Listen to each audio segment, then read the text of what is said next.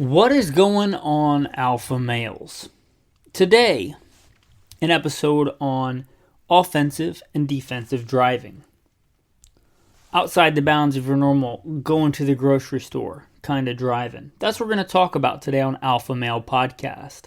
The podcast where we talk about what it means to be a man, the right way, with God at the center, Judeo-Christian values, and real-world, first-hand experience. Now, I am going to be honest on this episode before I put in the bio. You can deduce from my bio that I've had more of this kind of automobile training than your average bear. However, I don't like driving. And in fact, I've put off doing this episode all week because I was driving. I was driving across country. I don't know how many times I've driven across country. I don't like it. I don't even like driving to the store. Let alone driving cross country. It's not my thing. I don't like it.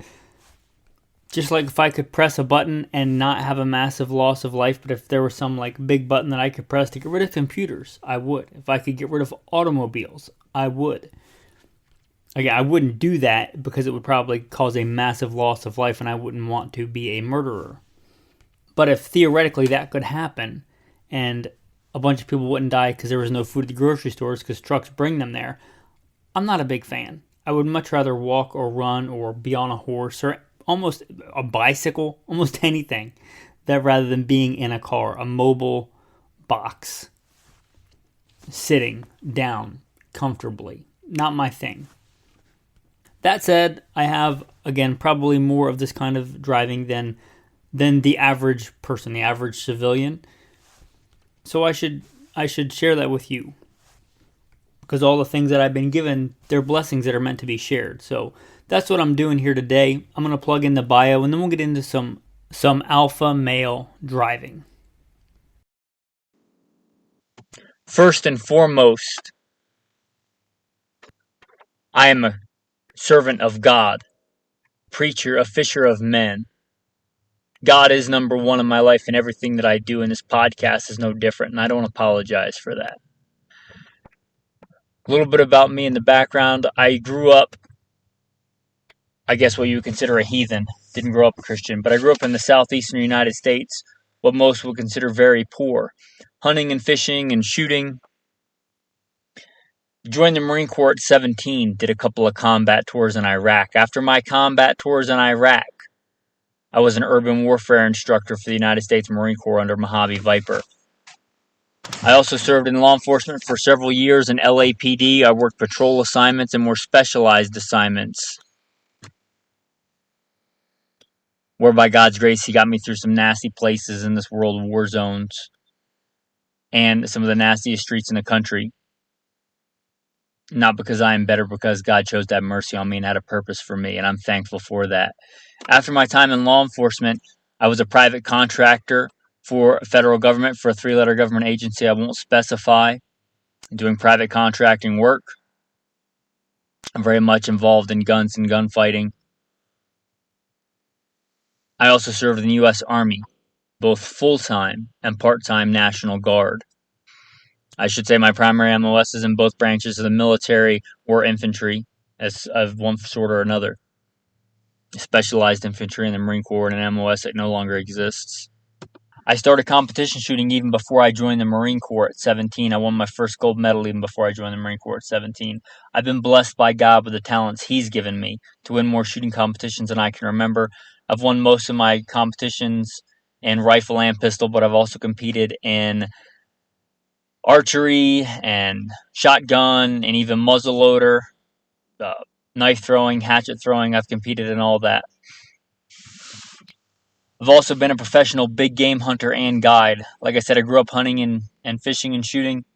I've done it to put meat on the table because I like to put food on the table with the talents God's given me. I don't apologize for that. I've done it as a professional hunter and guide. I've slain all manner of beast and guided for all manner of beast. Bear and wolf and elk and deer, mule deer, whitetail deer. I've slain ram and fallow deer and countless animals. And I don't apologize for that either. FBI certified firearms instructor, NRA, and a bunch of other 3-letter government agency certifications. Blessed be the Lord my rock, who trains my hands for war and my fingers for battle. Psalm 144. I've been blessed to be the commander of a tactical team, an SRT special response team in a large metropolitan area, where our primary job was to stop active shooters. But again, first and foremost, I'm a servant of God, called by God to share the good news, preacher, a fisher of men. With that, we will roll into the day's topic. Now, to give credit where credit is due, this podcast probably would not have come about if it wasn't for the patrons and the insider group of the patrons. Got quite a few motorheads in there, professional drivers, mechanics. And again, that's not me. Not that I haven't, done quite a bit of working on engines. Not that I can't work on a vehicle and fix it. I can. It's part of today's modern society, I think, for an alpha male. But I don't enjoy it, and I don't enjoy driving. So I probably wouldn't have done this episode if it had not been for the patrons and the insider group of patrons. So I thank them, and you guys should thank them too, because they do a lot to help shape the show. And I think there are a lot of people out there that like cars and like vehicles. And I think this will be a good topic, and I think it's, again, part of living in a modern society. So the first big one is situational awareness, right? I'm a big fan of getting stuff done while you're driving. Like if you can knock out a good audio book. I just listened to Alas Babylon on kind of my last leg to get where I am now. A good book. Like I'm glad that I did that on the drive. Glad that I just wasn't listening to whatever Babylonian hip-hop music was playing on the radio or whatever they call country now that's on the radio. I'm glad I actually, finished a book, which was nice. But there is a time to actually pay attention. I think part of that situational awareness is speed limits, right? You should not take your speed limit from a sign. You should take your speed limit based on road conditions. Meaning, just because the speed limit says 55, if it's icy, it's winter right now when I'm recording this, I don't know when you'll listen, but if it's icy and snowy or really rainy and it hasn't rained in a while, that doesn't mean you should drive 55 because 55 is the speed limit. Right? 55 might be the speed limit, and the safe speed for you might be 25. So, this is not like a multiple choice test where, the speed limit says 55, there go, I drive 55. That's not how that works. That is the limit. That is like the maximum. So, if you're driving under icy, snowy, nasty conditions, or any other number of conditions, it's that hour when there's always deer out on your way home. Right? If the speed limit's 55, you probably shouldn't be driving 55 if you know there's going to be deer out. You should drive in a manner that you can react to deer when you see them, and that's probably less than 55. There's a lot that goes into situational awareness, but that's just one of the things. One of the things the guys brought up in the chat, and I don't think he'll mind, but his name's Luke, but he brought up this and that to work on your situational awareness, try and find like an unusual color, like pick out an unusual color in your head and try and find stuff of that color on your drive. That's kind of new to me, but I have done that as the commander of a tactical team. I did that with my guys with just people, like people watching, and be like, find me this like really strange color on a person, or it could be something else. Keep your eyes out for this thing, just to keep them situationally aware. You obviously do that when you're driving too, especially if you get bored, to keep you engaged. Look for, you could be in Nebraska, right, and look for a New York license plate. Who knows? But you get the idea. Another thing you can do if you're in the habit of driving the same way, take different ways home. Like if you're driving from, and this is probably more practical for most people, driving from work to home, because when you're driving to work, a lot of times you're probably not leaving a half an hour early. But on your way home, as long as you don't have a hard time to be home, take a different route, right? Maybe avoid the freeway altogether, or take a different exit off the freeway and get back on the freeway. Try different routes. And I'm not saying every single day, but try several different routes. This will do a lot of things. One, it'll get you off that autopilot mode. Two, it will help you know your surrounding area of where you work and where you live. It'll show you different resources that could be utilized in an emergency. Also, on days when maybe that route is blocked, either to work or away from work, you can take alternate routes and you will already know them. You won't have to sit there and try and look them up on Google Maps or this thing or that thing. You'll actually just know. So that does a lot. So try and take different routes. I still do that. Try and take different routes home. Try and not always turn the same place, even if it is a little bit longer or takes you a little bit more. Plus, freeways are ugly anyway. Try and get off the freeway when you can. I'm not telling you to get off the freeway if it's going to take you 3 hours to get home every day. But if you can, try and take some alternate routes. Even if for a while it's getting off the freeway and getting back on a few exits later, and you do that on different exits. Just to get to know your area. Just to get to know where you are. Also, this is a thing in military law enforcement, private contracting. You don't want people to be able to pattern you. If somebody knows that you leave work every day and this is not generally a problem for most people because most people aren't generally targeted like this, but it's a good thing to know. If you leave work every day at 5:30 and you get home every work day between 6:15 and 6:45 depending on traffic, and you always take the same route, right? You're an easy, soft target. Don't be an easy, soft target. Take different routes. Sometimes when you leave work, you go this way out of a parking garage. Sometimes when you leave work, go the other way out of a parking garage or parking lot. Take this road, take that road. Don't always get gas at the same places. Actually look for some good places that aren't sketchy where you can get gas. Here's just a little inside of this tip. Another tip. Maybe before you pull in and just get gas, drive around the location if you can and try and find the best place to get gas. I mean, like where you're the least vulnerable to people ambushing you. Lots of bad things happen at gas stations. And maybe not them, but maybe late at night. So have like a general layout of the plan. That's something I still do when I'll pull into a place, especially like now going across country where places where I haven't ever been before. Haven't been in a long time. Like if I'm pulling off an exit and I don't really know, I'll drive around a little bit before I stop and decide where I'm going to stop. Just do a little bit of reconnaissance. Don't just, there's a gas pump, let me pull in right there. And I didn't take my time and look around and there's 4 guys around the dark side of a building. Like if I'd have just driven around and taken, even though I want to get out of the car and I've been stuck in there for hours, take that extra 5 minutes and look around. Do a little bit of recon. One of the guys in the chat brought up a dash cam. I'm just going to bring that up because he brought it up. I don't have a dash cam. I don't use a dash cam. But that probably is a good thing, especially if you live in a city and there's a lot of accidents. A dash cam could be a handy thing to have, but realize that goes both ways. So, anyway, dash cams are a thing. So, I guess if that's something you want to look into, again, it's not something that I do, so I'm not going to pretend to know a lot about it. But if a dash cam is something that you want to have, they are probably not that expensive. The next couple of things I'm going to mention are going to be difficult unless you have a buddy that's into this too. You have a buddy that's a motorhead. You have a buddy that's into cars and driving and kind of the preparedness, survival type stuff, modern urban survival. Play tag, just like when you were kids. And I don't mean hitting each other's cars like a motor vehicle insurance game of bumper cars. I'm talking about just trying to spot each other.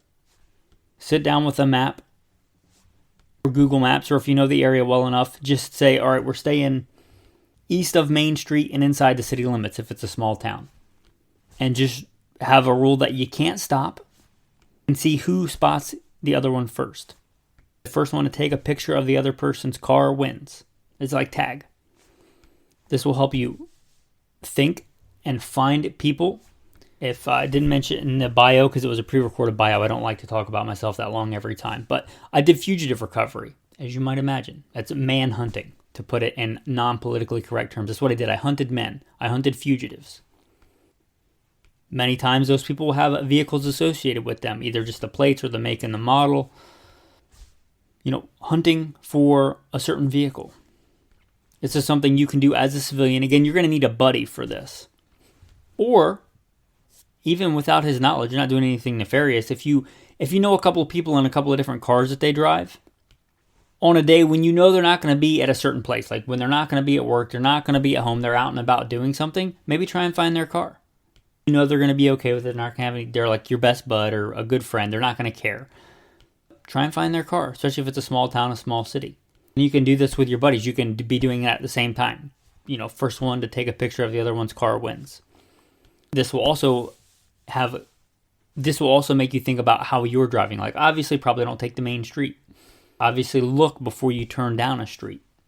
Maybe take back alleys and things like that. It's something you can do. Something I did in real life looking for actual people, but I was trying to think of a way that you could do that if you have buddies, that you could do it and not break any laws or anything, and just focus on finding people or finding vehicles and evading being found. Now, the guy that brought this up in the chat was thinking something completely different because he's from Canada and they're not allowed to carry handguns for personal protection. But here in America, we are. Talking about carjacking prevention, actually something I practiced quite a bit lately because I knew I was going on a road trip. Make sure your truck gun is sighted in. Make sure you practice dismounting and getting that gun out quickly. Both with your CCW, if you're a man listening to this, you should be carrying a gun on you. Practice getting out of the vehicle and getting that gun out quickly and taking cover with the vehicle, and or practice using your vehicle inside. Center axis relock technique, CQB techniques, one-handed shooting while driving techniques. If there's a place you can actually do that and practice that.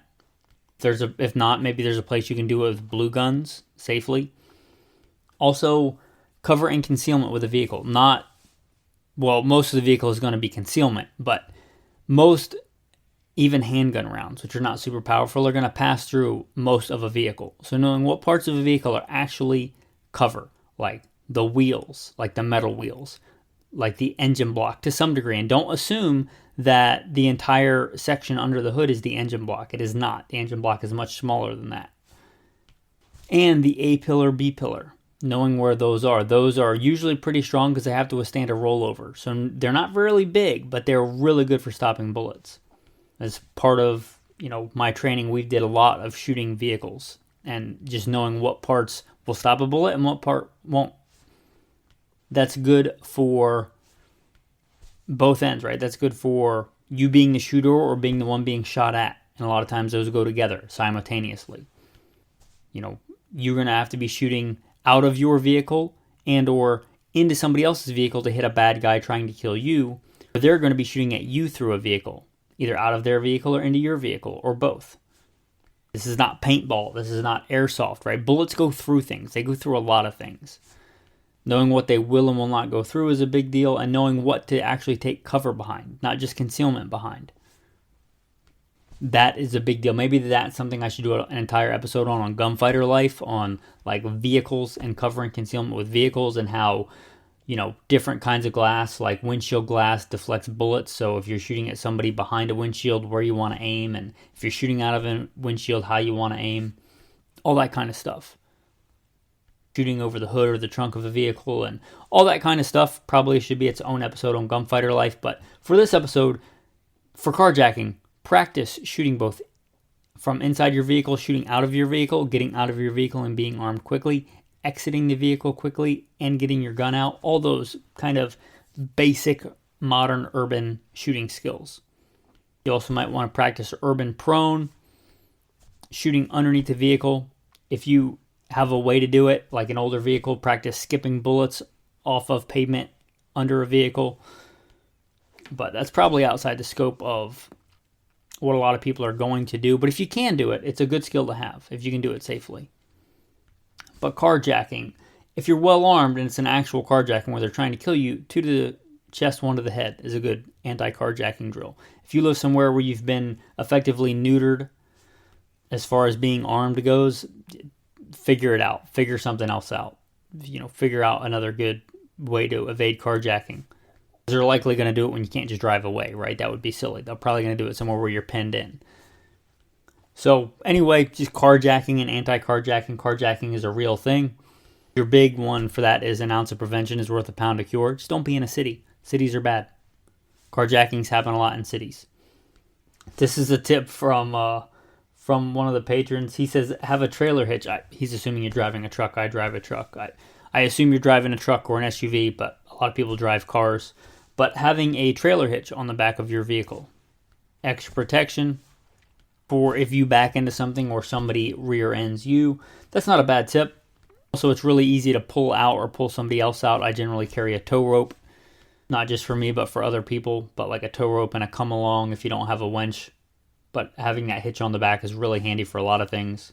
Also, I would advise an actual vehicle with real bumpers. I see a lot of new cars now, like the Teslas, and people are like, oh, they're so cool. And I look at that, and I'm like, I don't want anything to do with that. I would wreck that thing so fast, especially like off-roading. Right? I want a vehicle with bumpers, something that I can hit stuff with and not destroy the car, not go into the radiator, not demolish the entire front end of the vehicle. If you gave me one of those, like a car with a low clearance and a really nice front end, like a, I don't know, let's just say a Lamborghini. Well, the first thing I would probably do is sell it because I don't want a Lamborghini. But if I did, I would have to trade it for something else because I would just wreck that thing. Probably not going elk hunting in a Lamborghini, pushing shrubs and cactus and stuff out of the way with with a Lamborghini.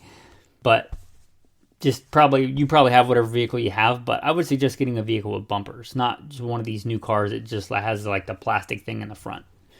I would assume if you have a vehicle, you should be ready to hit stuff with it. So bumpers are handy for that. Grill guards are really handy for that. That's something I miss since having the Hummer is the grill guard because I can hit stuff with it and push stuff out of the way with it. And on that, that's probably a good transition to the pit maneuver. Talking about kind of offensive and defensive driving. The pit maneuver is something you either know about it or you don't. You've either trained it or you haven't. Probably you shouldn't try that in real life if you've never done it in practice, but it's a real thing that really works. Even a smaller vehicle can pit a much larger vehicle if you know what you're doing and know how to do it and what amount of pressure to apply at what speeds, because the pit maneuver is very different at 35 miles an hour as opposed to 100 miles an hour. Vastly different. But the pit maneuver is basically where you take a portion of your vehicle. Sometimes you don't even have to touch the other vehicle, but often you do, even if it's just a slight tap in a certain spot to make them spin out of control while you go the original direction. The pit maneuver actually does work. It's actually pretty handy, but for most people, I don't know how you're going to practice that unless you really want a high insurance premium. But it is a real thing. If you ever get a chance to take some training and actually try the pit maneuver and be familiar with the pit maneuver, it is quite handy. And on that, I think a big overarching one to finish on is deadly force is deadly force. What justifies deadly force is not the weapon. The weapon is just a tool to implement deadly force. But if you're authorized to use deadly force, the tool is less important, right? Whether you shoot somebody or stab somebody or hit them in the head with a baseball bat or hit them with a car. If it's deadly force, it's deadly force. Despite what people with hoplophobia might have you believe, somebody that has an irrational fear of weapons, right? A vehicle is a far more deadly machine than almost any gun that a civilian's going to have. Whatever amount of damage a scary black rifle AR-15 can do, it's nothing compared to what the average pickup truck can do, either to one individual person or to a crowd of people. In many cases, a vehicle is a far more deadly weapon, and it can be a weapon, just like a gun can be a weapon, but a gun is not in and of itself a weapon. If I have an Olympic 22 target rifle and I only ever shoot targets, it's not a weapon. It can be a weapon. If I have a vehicle that I drive to work in every day and never hit anybody with it, it's not a weapon. If somebody rams it into their cheating ex-wife, smashes them against the side of the house, then that's a weapon. If somebody, instead of an active shooter, actively drives it into a crowd of people and kills a bunch of people intentionally, that's a weapon. It's a weapon just like any other. It's actually a much more complex weapon and a much more powerful weapon than pretty much any small arm that a human being is going to have. So realizing that for the good and for the bad. Just like a knife, right? It can cut sushi or whatever, or it can stab somebody. Just like a gun. I can use it to put meat on the table and feed my family, or I can use it to kill somebody. Same with a truck. You can use a truck to haul gravel to fix a road. You could use it to ram a bunch of protesters on the side of the road that you don't agree with politically, right? None of those instruments are evil by nature. They are just things. They are just machines. Simple machines like a knife or a complex machine like an automobile. They're just machines. They can be weapons. They can be used as weapons. So you should realize that for whatever There may be certain tactical situations where you need to use deadly force because somebody's trying to kill somebody else, where a vehicle might be the most judicious way to do that. If you're justified in using deadly force with some other tool, you're likely justified if you can do it safely without endangering anybody else in using deadly force with a vehicle. It's a weapon. Not only that, but remember that vehicles are dangerous. I don't care what the mass media and stuff says. I imagine if you looked at numbers that were of people that were killed as a result of automobiles, all the different ways, like people park them in their garage and commit suicide, or they hit other people on purpose or accidentally, or they hit telephone poles or get hit by a drunk driver, or any number of things. They probably account for far more human death outside of war zones than a firearm. I go look that up, go research it, but go look it up. I mean, vehicles are dangerous, so remember that as well. That's a big thing. I think a lot of people don't think of them that way because they're used to them and they use them every day. But the same, if you used the gun every day and walked around with a gun on your hip every day and trained with a gun every day, you wouldn't see a gun as anything other than another tool. The fact that you're more familiar with it doesn't make it any less dangerous. So remember that. Keep that in mind. A lot of times the most dangerous thing you're going to do in the course of your daily life is drive. That's probably, for most people, one of the most dangerous things that you can do. In fact, I recently met up with some family that I hadn't seen in a while, and they know that I live out west where there's grizzly bears and black bears and mountain lion and wolves and lynx and wolverines and all number of things, right? They were like, well, what do you do when you're walking around in the woods? And I try to be polite and say, oh, it's not a big deal. But here's the thing. That person just drove through a bunch of stoplights and traffic lights and stop signs to come to wherever I was. That's probably, in real life, far more dangerous than me walking around grizzly country, especially since I'm well armed. But they don't think about that as dangerous because they do it every day. But it absolutely is dangerous. So remember that.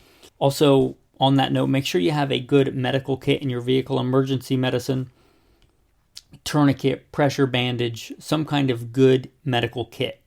Not like a cheap Walmart first aid kit. If you want one of those in your car, that's fine, because you can cut yourself and stuff when you're out and about too. But I'm talking about like an emergency first aid kit. And a fire extinguisher. Tools and stuff like that, like a fireman's axe. I keep one of those in my truck. You probably should too, but that's on another episode. I've done other episodes kind of on vehicle loadouts. But just on the danger part, have a good medical kit and know how to use it. Even if you EDC a tourniquet day to day, which you should, I think, especially if you're an alpha male. But in your vehicle, that's one of the great things about vehicles. You can carry more stuff than you can on your person. So maybe have a good, decent emergency medical kit, a fire extinguisher, because there's a lot of flammable stuff on a car, right? Tires, gasoline, motor oil, right? All that stuff burns. As somebody that was a cop and I've seen a lot of nasty accidents. Emergency medical and a fire extinguisher. Some kind of rescue tool. Obviously, you're a man, you should have a knife on you, but probably something beefier. Again, I carry a fireman's axe, but think about that kind of stuff too, because vehicles are dangerous, and not just for you. Hopefully you never need it for you. Hopefully you never need it for anybody else, but I've been at the scene of some nasty accidents. As much as I like guns, I do a whole other podcast, Gunfighter Life. Guns not going to solve every problem. If you roll up on a really bad accident, probably a gun is not the tool for that situation. You could have the best handgun in the world. You could be dual wielding one on each hip staccato XLs, right? But that's not going to help you if you need a tourniquet to save some little girl that's bleeding out in the car. You need a tourniquet for that. It's not going to help you if their engine compartment's on fire and they're trapped inside, right? Have the right tool for that. I guess you could just pistol whip the window and break it, but it wouldn't be the best tool for the job. You get the idea. Have some good emergency stuff because vehicles are dangerous. And I suppose with that, we'll start wrapping up the episode. No tactical tip today because I feel like today was just a series of tips, a series of tactical tips for driving. This is a verse that I probably bring up quite a bit on Gunfighter Life, but I don't bring it up a lot probably on Alpha Male Podcast. So here we go. It was just part of my daily reading this morning. When I sent you without money bag, knapsack, and sandals, did you lack anything? And they said, nothing. Then he said to them, but now, he who has a money bag, let him take it, and likewise a knapsack. And he who has no sword, let him sell his garment and buy one.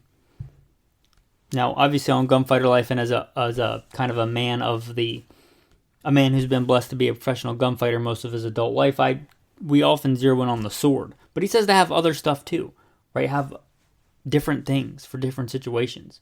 But he's basically telling them, be prepared there. Have a good EDC. Have a good kit. So that's a good tie-in too. Consider having a truck gun. Consider having a good emergency medical kit. Not turn this into a vehicle maintenance thing, but have basic stuff in your vehicle. Have cash. Have a little bit of food just in your vehicle, since it's a vehicle episode. Just basic stuff. Anyway, with that, thanks for listening and have a blessed day.